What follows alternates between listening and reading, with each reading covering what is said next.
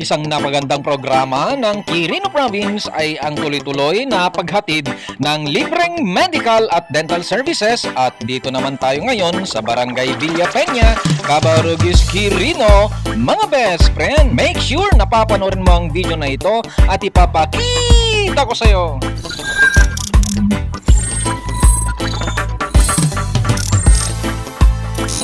So mula nga dito sa Quirino State University, dito nga sa Cabarugis, Quirino, ay meron palang daanan dito patunga sa Barangay Villa Peña dahil sa araw nga na ito ay doon nga ang venue ng libreng medical at dental services na programa nga ng Provincial Government of Quirino Province sa ilalim nga ng I Love Quirino Caravan, dakilang serbisyo at medical para sa nagkakaisang kailan program na ang layunin nga nito ay maihatid at mailapit sa bawat kailyan ang serbisyong medical at dental ng libre under the leadership and initiative of our beloved leaders, our Governor Sir Dakila Carlo Cua and our Congresswoman Ma'am Midi Cua at katuwang nga ang Department of Health or DOH at ang Quirino Province Medical Center or QPMC, mga best friend. At madadaanan nga natin ang Barangay Santo Domingo na hindi nga kalayuan ay madadaanan din natin ang Barangay del Pilar, Cabarugis, Quirino at sa patuloy nga nating pagmamotor ay narating na nga natin ang Barangay Gymnasium ng Barangay Villa Peña,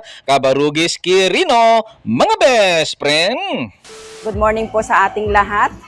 Ako po si Ronalyn Caluya, Barangay IPMR ng Barangay Villa Peña, Cabarugis, Quirino. Itong I Love Quirino Caravan, ito po ay napakalaking tulong kasi this is second time kasi nung first time, itong taon din na ito, nung nakaraan, ngayon pangalawa na ito.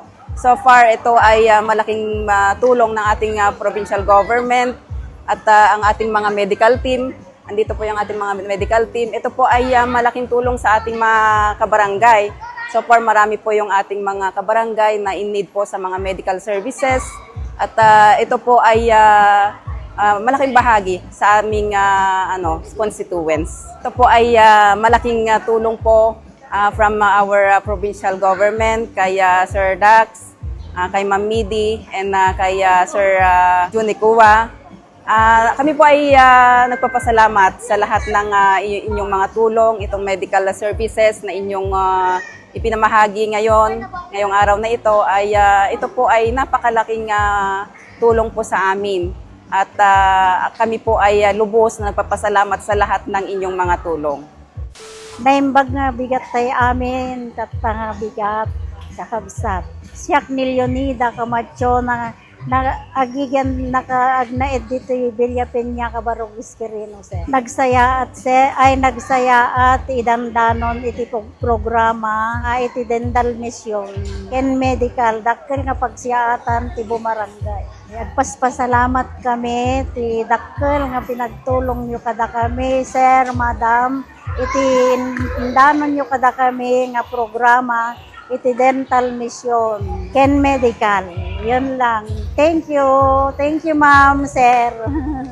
Magandang umaga po sa ating lahat. Ako nga po pala si Cassandra Tolentino, taga Villa Peña, Cabarugis, Quirino. Malaking tulong po para sa amin kasi po, hindi na po kami pupunta sa hospital. Then, malaking itulong kasi po ito po ay libre para sa amin. Masasabi ko po kay Congresswoman Midi Cua, Governor Dax Cua, maraming salamat po sa libreng medical na binigay niyo sa amin sa Villa Peña, Cabarugis, Quirino. Thank you po.